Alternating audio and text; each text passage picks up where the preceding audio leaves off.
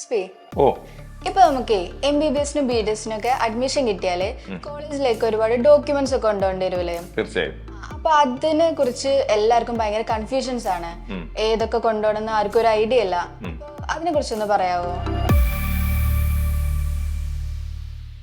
നമ്മുടെ ഇപ്പോൾ all India allotment ഇപ്പോൾ 1ാം ഘട്ടം കഴിഞ്ഞു. കേരളത്തിന്റെ ലാസ്റ്റ് ഡേറ്റ് ആയിക്കൊണ്ടിരിക്കുകയാണ്. ഇപ്പോൾ വളരെ പ്രധാനപ്പെട്ട ഒരു ടൈമാണ്. മോള് ചോദിച്ചാൽ വളരെ പ്രധാനപ്പെട്ട ക്വസ്റ്റൻ ആണ്. കാരണം ഓൾമോസ്റ്റ് നമുക്കൊരു 18ഓളം ഡോക്യുമെന്റ്സ് ഉണ്ട്. ഈ ലാസ്റ്റ് മൊമെന്റിൽ ഈ ഡോക്യുമെന്റ്സിന് പിറകെ ഓടിക്കഴിഞ്ഞാൽ പലതും മിസ്സാവും.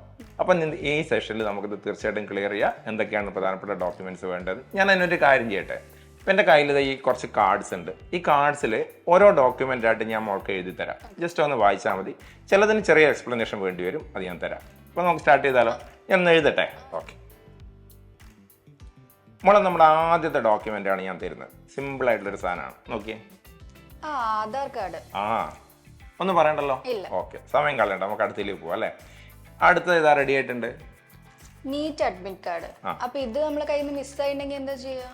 വെബ് പേജിൽ പോയിട്ട് നമ്മുടെ ലോഗിൻ പേജിൽ പോയിട്ട് നമ്മുടെ credentials user I D password കൊടുത്ത് ലോഗിൻ ചെയ്തെടുക്കാം. കുഴപ്പമൊന്നുമില്ല കേട്ടോ. നീറ്റ് സ്കോർ കാർഡോ? സ്കോർ കാർഡ് എന്ന് പറയുമ്പോൾ നമ്മുടെ നീറ്റിന്റെ എത്രയാണ് സ്കോർ കിട്ടിയിരിക്കുന്നത്, അതിന്റെ ഒരു ഫസ്റ്റ് നമുക്ക് കിട്ടുന്ന ഒരു പ്രിന്റ് ഔട്ട് ഇല്ലേ, നീറ്റ് സ്കോർ കാർഡ്, അതൊന്ന് എടുത്ത് നോക്കണം കേട്ടോ. ശരി, അടുത്തത് റെഡിയാ. ഇതാ അലോട്ട്മെന്റ് മെമ്മോ. ഇതെന്താ?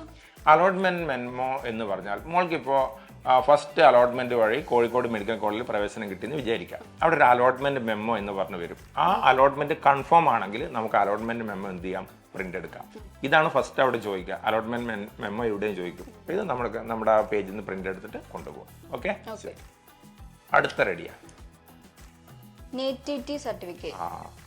നേറ്റിവിറ്റി സർട്ടിഫിക്കറ്റ് എന്ന് പറയുമ്പോൾ നേറ്റിവിറ്റി സർട്ടിഫിക്കറ്റ് നമ്മൾ കേരള നേറ്റീവ് ആണ് തെളിയിക്കണം, നമ്മൾ എവിടെയാണ് ജനിച്ചതെന്ന് തെളിയിക്കുന്ന സർട്ടിഫിക്കറ്റാണ്. ഇത് ഓൾറെഡി നമ്മൾ ആപ്ലിക്കേഷൻ കൊടുക്കുമ്പോൾ കൊടുത്തിട്ടുണ്ടാവും. അതിൻ്റെ ഒരു പ്രിന്റ് ഔട്ട് കൊണ്ടുപോയാൽ മതി. ഓക്കെ, ശരി. അടുത്തത് ബർത്ത് സർട്ടിഫിക്കറ്റ്. ഒന്നും പറയണ്ടല്ലോ. Birth certificate. ഓക്കെ, അടുത്തത് SLC മാർക്ക് ലിസ്റ്റ്. കയ്യിലുണ്ടാവുമല്ലോ. ഒറിജിനലാണേ, ഒറിജിനൽ കൊണ്ടുപോകണം. ഓക്കെ, ശരി. ഈ പറഞ്ഞിരിക്കുന്ന കാര്യങ്ങളൊക്കെ ഒറിജിനലാണ് കൊണ്ടുപോകേണ്ടത്. പക്ഷെ നമുക്ക് തീർച്ചയായിട്ടും എന്ത് ചെയ്യണം, ഇതിൻ്റെ ഒരു 5ഓ 6ഓ കോപ്പി എടുത്ത് കയ്യിൽ വെക്കണം. കാരണം ചില ഒറിജിനൽ സർട്ടിഫിക്കറ്റ് അവിടെ വാങ്ങി വെക്കും. അപ്പം നമ്മൾ അവിടെ സബ്മിറ്റ് ചെയ്യുന്നതിന് മുമ്പായിട്ട് ഇതിൻ്റെ കോപ്പീസ് എടുത്ത് വെക്കണം. എത്ര, ഒരു 10 കോപ്പി എടുത്ത് വെച്ചാൽ ഏറ്റവും നല്ലത്. ഓക്കെ, ശരി. അടുത്തത് +2 മാർക്ക് ലിസ്റ്റ്. പറയണ്ടല്ലോ, +2 മാർക്ക് ലിസ്റ്റ്. ഇതെന്താ? Transfer certificate. നമ്മൾ ഏത് സ്കൂളിലാണോ +2 പഠിച്ചത് അവിടുന്ന് ഒരു TC കിട്ടും. ആ TC ആണ് അവിടെ കൊടുക്കേണ്ടത്. ഓക്കെ, ശരി. Conduct certificate.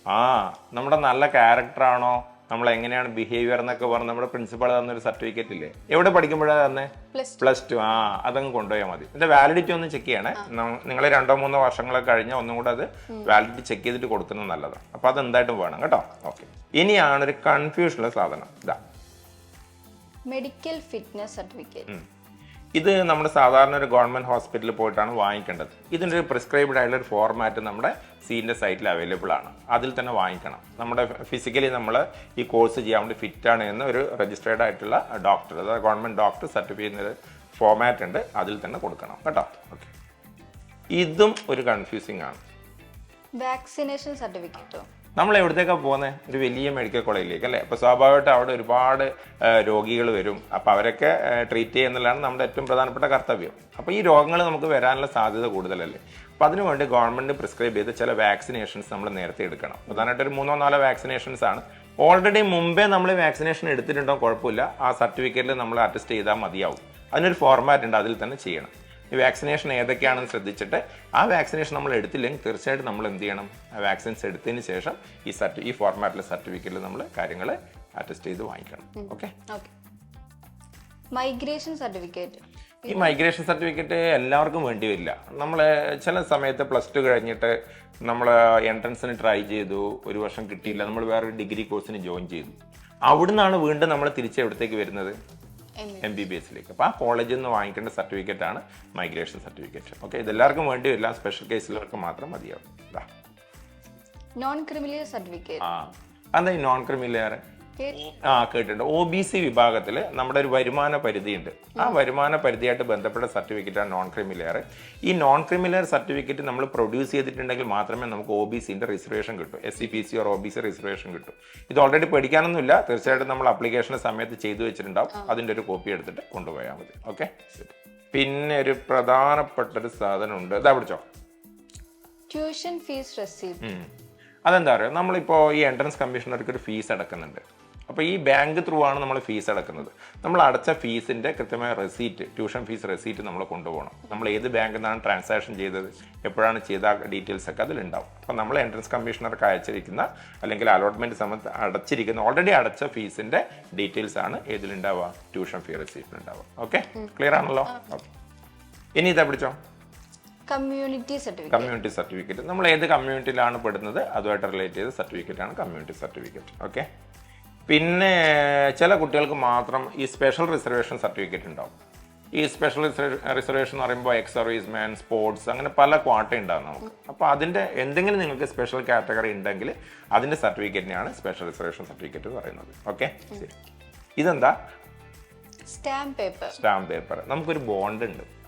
ഇടയിൽ വെച്ച് നമ്മൾ മെഡിക്കൽ കോളേജ് ചേർന്ന് കഴിഞ്ഞാൽ കോഴ്സ് നിർത്തിപ്പോവില്ല. പിന്നെ അവിടുത്തെ ചില കാര്യങ്ങളൊക്കെ ഒരു ബോണ്ട് എഴുതി കൊടുക്കണം. അതിനാണ് സ്റ്റാമ്പ് പേപ്പർ വേണ്ടത്. ഇതിൻ്റെ എമൗണ്ട് എത്രയാണ്? സ്റ്റാമ്പ് പേപ്പർ പല തുകയിലുണ്ട്, 100 രൂപ, 200 രൂപ, അങ്ങനെയൊക്കെ ഉണ്ട്. അത് എത്രയാണെന്ന് ആ കോളേജുമായിട്ട് ബന്ധപ്പെട്ട് നമുക്ക് അറിയാൻ വേണ്ടി പറ്റും. ഓരോ കോളേജുകളിലും പല രീതിയിലെ എമൗണ്ടാണ് പറയുന്നത്. ഈ സ്റ്റാമ്പ് പേപ്പറും കൂടെ കൊടുക്കുക. ഓക്കെ, ശരി. ഒരു കാര്യം കൂടെ കൊണ്ടുപോകണം, എന്താ അറിയോ? ഫോട്ടോഗ്രാഫ്.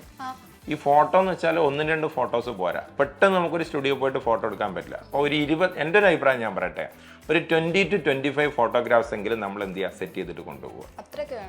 അത് എടുത്തു പോകാം. കാരണം പല കാര്യങ്ങൾക്കും ഫോട്ടോസ് വേണം. അപ്പോൾ ക്വിക്കായിട്ട് ചെയ്യേണ്ട ആപ്ലിക്കേഷൻസ് ഒക്കെ ആയിരിക്കും. പെട്ടെന്ന് പുറത്ത് പോയി ഫോട്ടോസ് എടുക്കാൻ നമുക്ക് സമയം ഉണ്ടാവില്ല. അപ്പോൾ അതും കൂടെ ഒന്ന് ഇൻക്ലൂഡ് ചെയ്താണ്. അപ്പൊ ഇത്രയും ഡോക്യുമെന്റ്സ് ഒക്കെ നമുക്ക് വേണമല്ലേ? പിന്നെ ഇപ്പൊ ഏകദേശം ഒരു ഐഡിയ കിട്ടിയോ? ഓക്കെ, സമാധാനമായോ? ഓക്കെ. അപ്പൊ മോളെ, ഇനി ഇതിൽ എന്തെങ്കിലും അപ്ഡേഷൻസ് വരികയാണെങ്കിൽ തീർച്ചയായിട്ടും നമുക്കത് ഇതിൽ നമ്മുടെ ചാനലിൽ കൂടെ അപ്ഡേറ്റ് ചെയ്യാം. ഇതിപ്പോ കഴിഞ്ഞ വർഷത്തെ അഡ്മിഷൻ പ്രോസസ്സ് നോക്കിയിട്ട് ഞാൻ തയ്യാറാക്കിയതാണ്. എന്തെങ്കിലും അപ്ഡേഷൻസ് വരികയാണെങ്കിൽ നമുക്ക് ചെയ്യാം. ഇത്രയും ഡോക്യുമെന്റ്സ് ആണ് നമുക്ക് എന്താണ് MBBS BDS അഡ്മിഷൻ എടുക്കാൻ വേണ്ടി പോകുമ്പോൾ വേണ്ടത്. Okay, thank you.